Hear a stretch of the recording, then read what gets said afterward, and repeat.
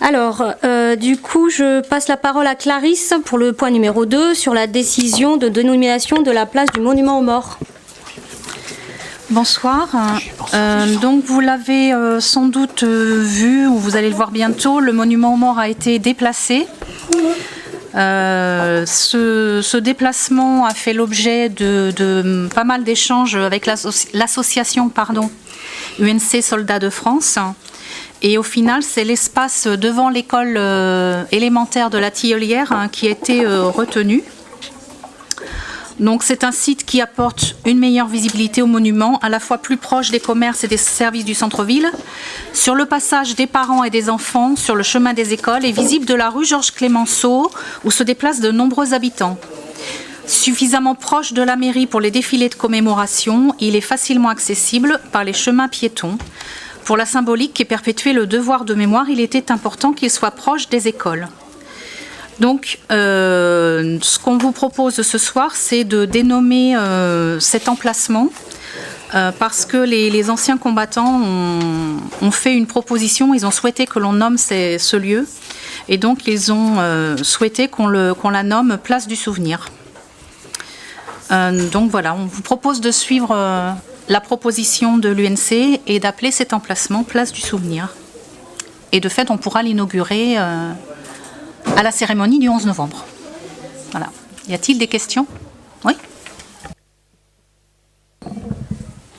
Oui, donc pas de questions sur la dénomination, évidemment, ça pose aucun souci. Juste savoir pourquoi, à mon avis, vous êtes précipité pour le déplacer, sachant qu'il n'y avait pas d'urgence, que le déplacement du monument aux morts, il est lié au projet Sans Glory, à la médiathèque, qu'au jour d'aujourd'hui, il y a les élections municipales dans 4 mois, on ne sait pas ce que tout ça va devenir réellement, et donc il y avait, à mon sens, pas d'urgence à le déplacer maintenant. On aurait très bien pu, là, le 11 novembre, commémorer où il était avant. Pourquoi avoir fait ça si vite ? Alors, si vite, juste pour rappel, dans le calendrier qui a été donné, il y a un premier îlot qui va démarrer très vite puisque c'est la médiathèque, et directement derrière, c'est l'îlot qu'on appelle monument aux morts pour le situer, et lui, c'est deuxième semestre 2020. Donc, quand tu arrives à pouvoir faire quelque chose pour l'année prochaine, il y a déjà des études de sol qui sont dessus, donc il faut travailler en amont. C'est pas au moment où on va mettre en place le permis et la construction qu'on peut travailler là-dessus. Voilà pourquoi c'est pas précipité, c'est juste un calendrier qui correspond à des délais normaux de construction comme d'habitude. Donc là, le calendrier, c'est îlot médiathèque premier semestre 2020, on va dire ça comme ça.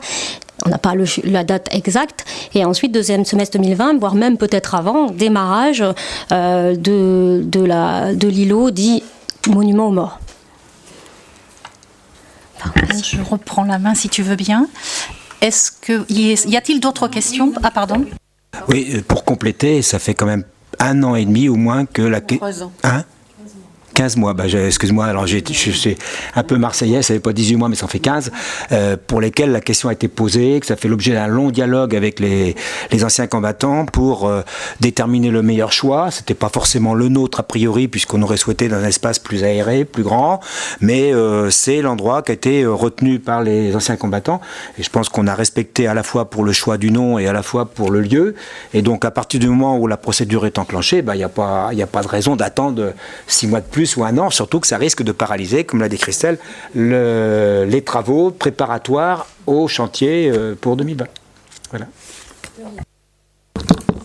Alors, bien sûr que sur la dénomination on revient et sur le projet, ok, sauf que dans quelques mois ce sont les élections.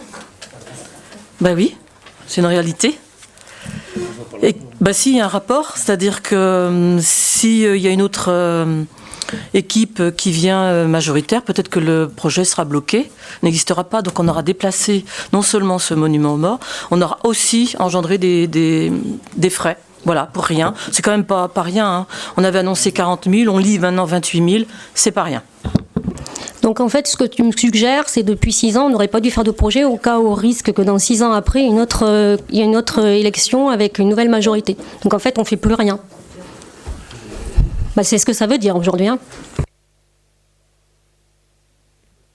Brièvement, pour compléter, À titre personnel, je trouve qu'il est dommageable sur la période d'élection. Souvent, on reste en attente parce qu'il y a cette perspective. On voit qu'il y a beaucoup de projets qui sont un peu bloqués sur cette période qu'on peut qualifier de particulière.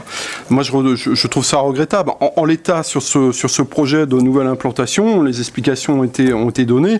Il y a eu aussi des échanges importants avec l'association UNC.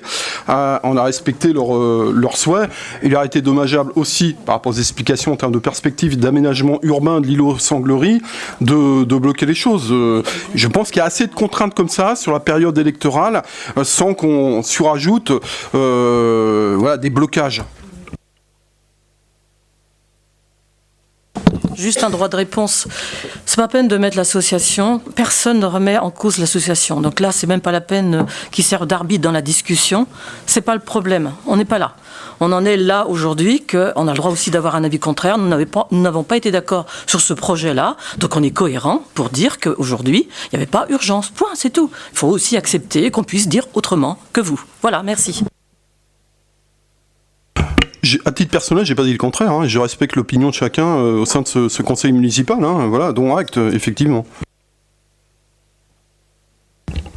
Et nous, de notre côté, on a le droit de dire aussi qu'on trouve ça, votre position complètement incohérente, parce qu'on ne va pas figer les décisions de la municipalité 3 ans avant le scrutin. Clarisse, je te laisse. Pardon. Donc, s'il n'y a pas d'autres questions, je vous propose de mettre le sujet au vote. Qui est contre? Qui s'abstient? Qui est pour? Merci.